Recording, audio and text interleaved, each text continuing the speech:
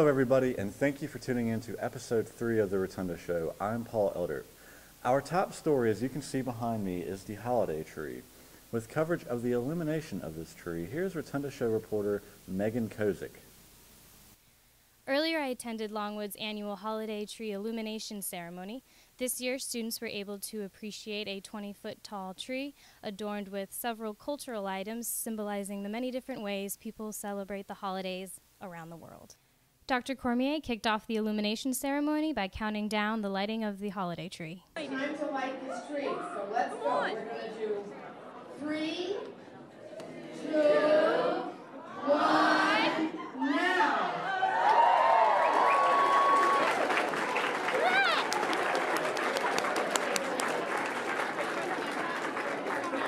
Dr. Cormier, what does this tradition mean to Longwood, in your opinion? Well, I think what it does is it brings the community together around a central theme, which is celebrating the winter holidays, no matter what those holidays may be. And actually, this ceremony and the lighting of the tree and all these other symbols here, I think bring this community together in ways that we would not be brought together otherwise. I think it's very important that we do these. We look for many occasions to make sure that this family, this Longwood family, really knows how to interact with each other and, frankly, how to have fun and celebrate. Next, Dr. Jordan shared holiday stories with the crowd. These symbols, they're magical because they will leave with me this evening where I go, and wherever you travel tonight, they will go with you. And long after, and I hate to say this, long after you're gone, long after I'm gone, long after this tree and these poinsettias are gone, the spirit of these symbols will remain at this place that we all call home. I'm here with Tim Pearson. Tim, what do you think this tradition means to Longwood University? Well, I can tell you that when it was discussed in student government, for instance, and they were trying to determine, do we just go vanilla and take everything away, or do we look at having a more inclusive holiday celebration? And the students spoke very clearly that we weren't going to do away with this tradition here. It's been part of Longwood for an awful long time. I think it's just part of our culture. We can't separate ourselves from the culture. That's who we are here. Next, I talked to Dean of Students, Kirsten Sutherland, and she explained what the illumination means to Longwood. It's about bringing the community together. I think it's one of those times, as with so many of our other traditions, whether it's Kaiwalks or Color Wars or Oktoberfest, it's another practice that we have where everyone gathers. I mean, you saw how crowded it was here, and it was crowded 3 floors up. So I think that's really the key piece. Plus, it is festive. It is illuminating, and that's the kind of season that we're about to enter, but at the same time, students are entering a very high pressure point. And so to be able to have that community time and have something that's so festive, I think it lightens a bit the atmosphere for students as well. Thanks to Longwood's administration, alumni, and students, another great tradition has been sustained. I'm Megan Kozik with the Rotunda Show, and I'll see you next time. Happy holidays. It was an exciting event. Thanks, Megan. In other news, last week Longwood celebrated International Awareness Week. With more on this story, here's Rotunda Show reporter Alex Tate. I'm here at Java City, where the Office of Multicultural Affairs and International Student Services held their 3rd International Coffee Hour of the semester. The week of November 9th to the 15th was designated International Awareness Week. Lonnie Calhoun, Director of Multicultural Affairs, had this to say. International Coffee Hour is another example of bringing Americans, their roommates together, their buddies together. The second focus has been on energy consumption.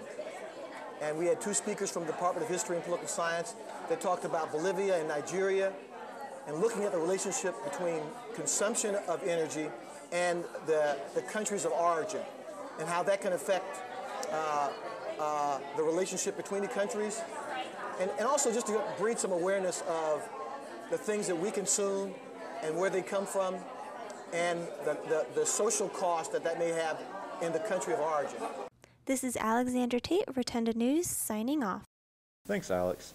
Now, the Methods have become a very popular band here at Longwood University. Rotunda Show reporter Nicole Gonder was able to sit down with the band for an interview. This is Nicole Gonder with the Rotunda Show, here to interview the Methods local Farmville band.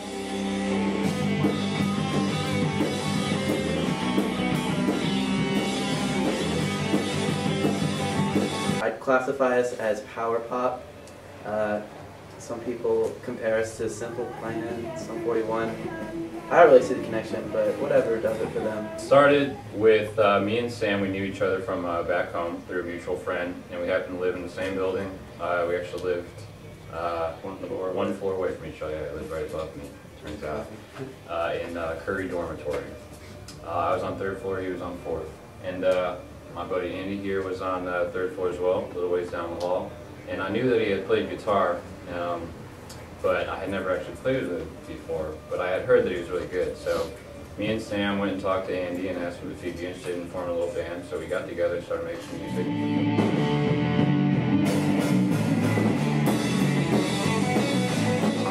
Currently we practice in a little space above Obasha Tattoo Shop, but we're moving, and we don't know where we're going to practice. Undetermined location.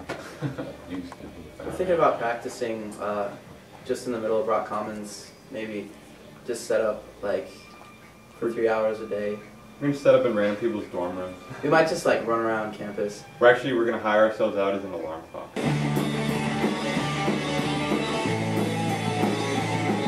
You probably should check us out on iTunes or Facebook or something, just because we're your friends. We go to school with you.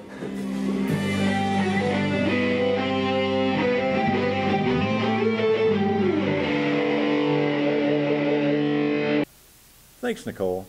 In sports, men's and women's basketball recently tipped off their seasons this past week. With more on this, let's pass the ball to Rotunda Show sports anchor Will Armbruster.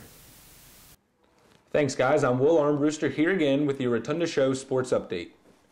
2 weeks ago, our women's soccer team became the first team in Longwood history to bring home the Division I Conference Tournament title.